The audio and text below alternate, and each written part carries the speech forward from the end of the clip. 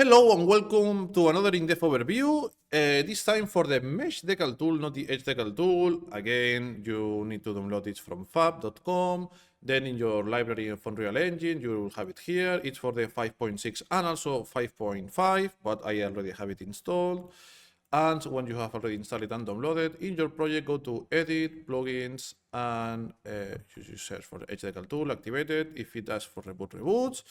And you will find the content here in the plugins, or you can select, I don't know, this mesh, and here in the content, just click the Decal tool examples. Okay, so now that we know how to search the tool, we are going to go to selection, and in this map, I'm going to go to the last part of the map, and I'm going to copy and paste this. And I'm going to make this very, very big. This is a decal that I was toying before. So let me put this arrow here. And now let's take a look at the tool. So this tool is also super easy. So this is a tool to place decals, which are planes. So it's mesh decals, okay? And why would we want to do that? Because it's very easy and very convenient, and you will save thousands of hours placing your decals. So something like this. And aside from that, if you place something like this, like close to a border, instead of using a normal decal projection, because this is just a mesh with a decal material, okay, you won't get any stretching either up or down, which is absolutely fantastic, okay? Okay, so this is the base of the tool. You just place some mesh decals and that's it. And let's start digging a little bit in the setting. So the first setting is the mesh decal.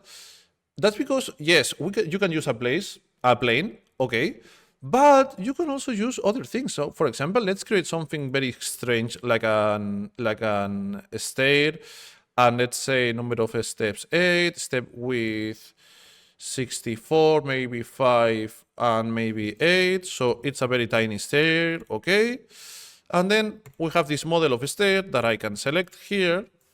I'm going to delete it here, and we're going to go to the script tools, mesh decal, and I'm going to select this stair here. And wow, what the fuck is going on? Don't worry. The problem is that your stair is it's actually colliding with the tool. So we have to go down here, okay, and collision complexity, you can say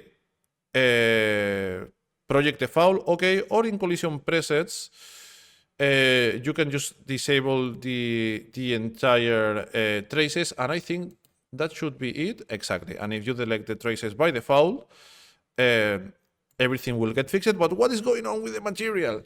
That's because we have activated we have this thing activated, which is the use custom material. So we're going to disable this. And now no custom material, but we're getting the same issue. So let's not toy with this. And let's say project default, so we don't want a collision, and everything is working properly. It has some stretching because by default the mesh decal size is set to 2, so let's reset this to 1, and now we can place any mesh that we want as a decal, okay, which is absolutely fantastic.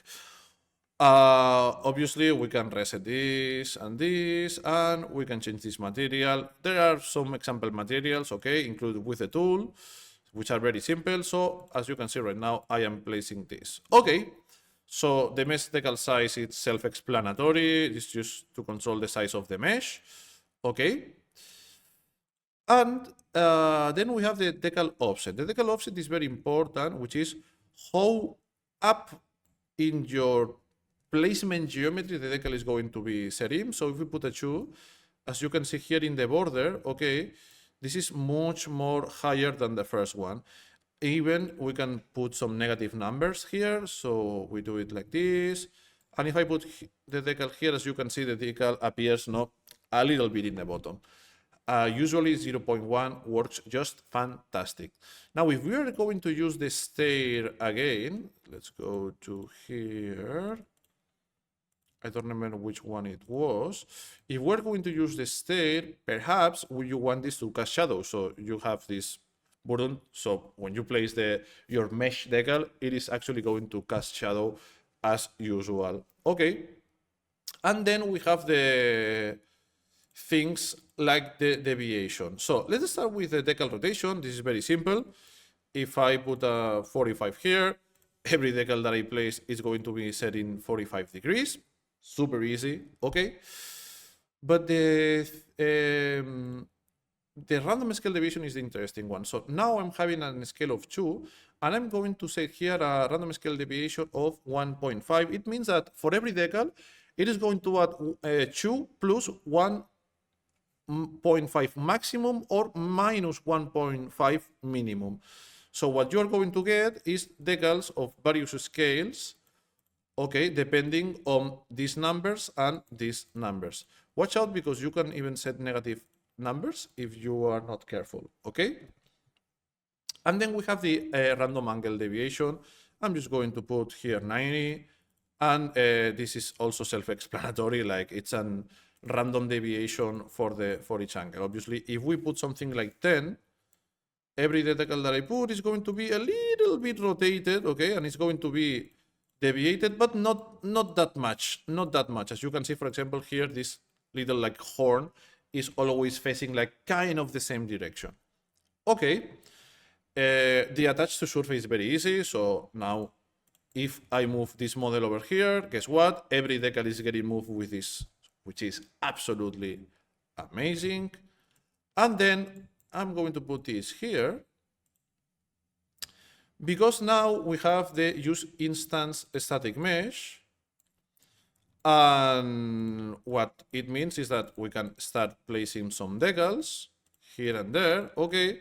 And now they are all part of the same instanced mesh. So then you can group this by areas or however you want, okay? The good thing about this is that because you are using also instance static mesh, you can also take advantage of things like the cooling distance and the fade distance if you have set those up in your material, which of course the example materials have this configured on by default. So in this case, the start cool distance, let's say something like something like this and something like this. And as you can see, once I put my decals, it seems that nothing is happening, but take a look what happens once I get far away. My decals are starting to fade. And as you can see, as I get close, the decals appear, and if I get far away, the decals disappear. And again, this is something that is also hiding the entire model, so this is something that is not getting drowned.